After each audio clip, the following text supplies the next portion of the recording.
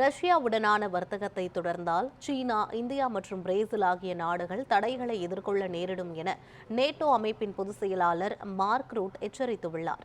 Ukraine போரை நிறுத்த 50 நாட்களுக்குள் ஒப்பந்தம் காண வேண்டும் என்று ரஷ்ய அதிபர் புதினுக்கு அமெரிக்க அதிபர் டிரம்ப் கெடு விதித்துள்ளார். இந்த நிலையில் ரஷ்யாவுடன் வர்த்தகம் செய்து அவர்களின் எண்ணெய் மற்றும் எரிவாயுவை வாங்குவதை தொடர்ந்தால் கடும் விளைவுகளை சந்திக்க நேரிடும் என்று நேட்டோ அமைப்பின் பொதுச் செயலாளர் மார்க் ரூட் இந்தியா, பிரேசில் மற்றும் சீனா ஆகிய நாடுகளுக்கு எச்சரிக்கை விடுத்துள்ளார். ரஷ்யாவுடனான வர்த்தகத்தை தொடர்ந்தால் 100% பொருளாதார தடைகள் விதிக்கப்படும் என்று கூறியுள்ள மார்க் ரூட், இந்தியா, சீனா, பிரேசில் ஆகிய 3 நாடுகளின் தலைவர்கள் ரஷ்ய அதிபர் புதினை அழைத்து உக்ரைன் போரை நிறுத்துவதற்கான அமைதி பேச்சுவார்த்தைகளுக்கு அழுத்தம் கொடுக்க வேண்டும் என்று வலியுறுத்தியுள்ளார்.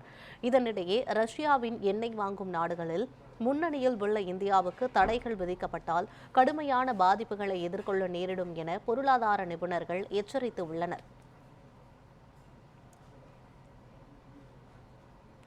உக்ரைனில் அமைச்சரவை மாற்றத்துக்கு ஏதுவாக அந்நாட்டின் பிரதமர் ஸ்மிஹால் பதவி விலகினார். உக்ரைனுக்கும் ரஷ்யாவுக்கும் இடையே 3 ஆண்டுகளுக்கும் மேலாக போர் தொடர்ந்து வரும் நிலையில் அரசு பணிகளை மேம்படுத்த அமைச்சரவையில் மாற்றம் செய்யப்படவிருப்பதாக அதிபர் ஜெலன்ஸ்கி அண்மையில் அறிவித்தார். இந்த நிலையில் அமைச்சரவை மாற்றத்துக்கு வசதியாக உக்ரைன் பிரதமர் ஸ்மிஹால் பதவி விலகினார். அவர் விரைவில் உக்ரைனின் புதிய பாதுகாப்புத்துறை அமைச்சராக நியமிக்கப்படவிருப்பதாக ஜெலன்ஸ்கி தெரிவித்துள்ளார். பிரதமர் பதவியிலிருந்து ஸ்மிஹால் விலகியதை தொடர்ந்து உக்ரைனின் புதிய பிரதமராக தற்போதைய பொருளாதார அமைச்சர் யூலியா சிவரென்கோ நியமனம் செய்யப்பட்டுள்ளார். இந்த வாரத்தில் உக்ரைனில் அமைச்சரவை மாற்றம் செய்யப்படும் என்று எதிர்பார்க்கப்படுகிறது.